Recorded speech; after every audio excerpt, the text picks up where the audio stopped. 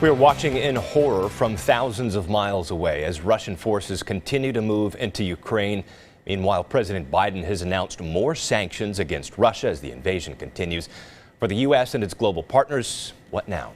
Dr. Jeremy Suri is a professor of public affairs and history at the University of Texas.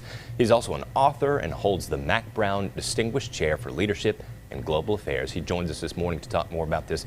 Good morning, Dr. Suri. Good to see you again. Good morning. So first question I have is this. It's looking like Russia is inching toward the Ukrainian capital. But yesterday, this was so strange to me. They took control of Chernobyl. Explain why that is. I know that thing is capped, but is this Putin's way of saying that I've got my hand on the trigger or what? Well, Vladimir Putin has argued in the last few days that Ukraine was trying to get nuclear weapons, and that is an outrageous claim without any factual basis at all. They have no facilities, and they've done nothing to acquire nuclear weapons. But he's arguing that the Ukrainians are doing that. He's arguing the United States is helping them get nuclear weapons. And Chernobyl, of course, is the symbol of nuclear power in what was the former Soviet Union. It's the site of the nuclear accident in 1986.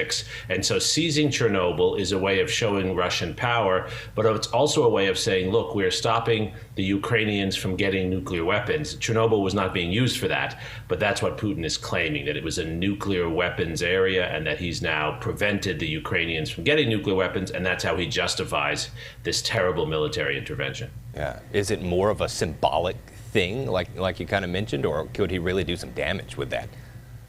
I think it's purely symbolic. I mean, most of the Chernobyl facility is still radioactive, and it's more deadly to anyone who enters it than anything you can do with it. So I think it is purely propaganda on Putin's part. Gotcha.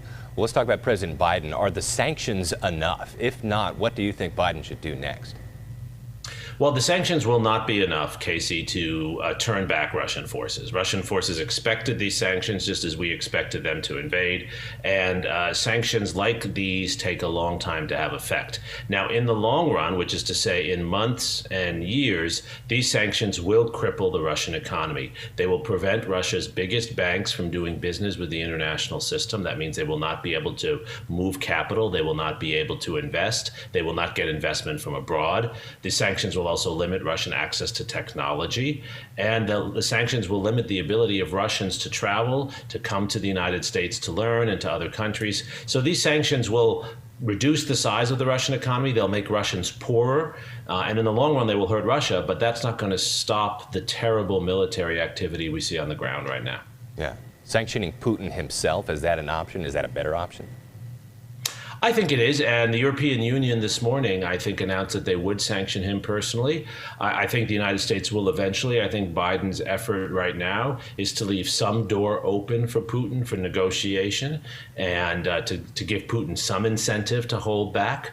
But I imagine that very soon we will go to sanction his wealth. Listeners should know that Putin has billions of dollars in foreign banks in Switzerland, in the United States, and elsewhere. So there's a lot of his money that we could take away from him. Yeah.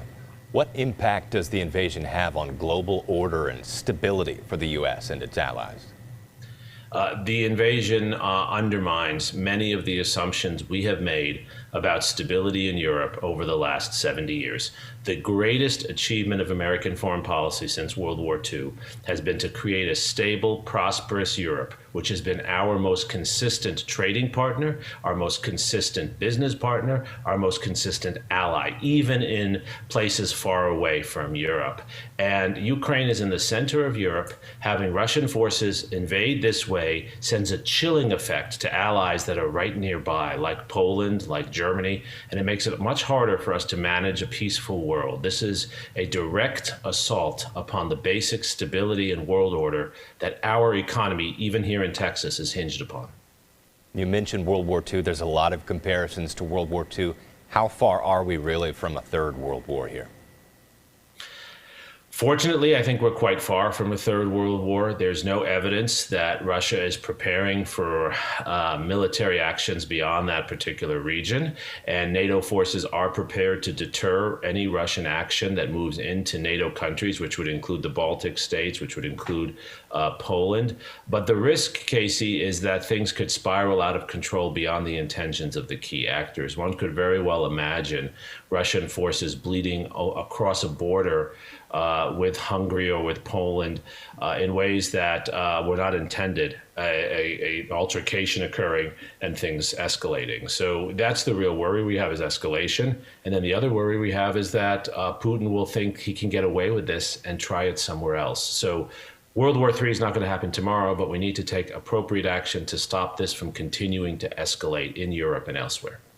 Dr. Jeremy Suri with UT, thank you so much, sir, for joining us this morning. We appreciate you. Thank you for having me.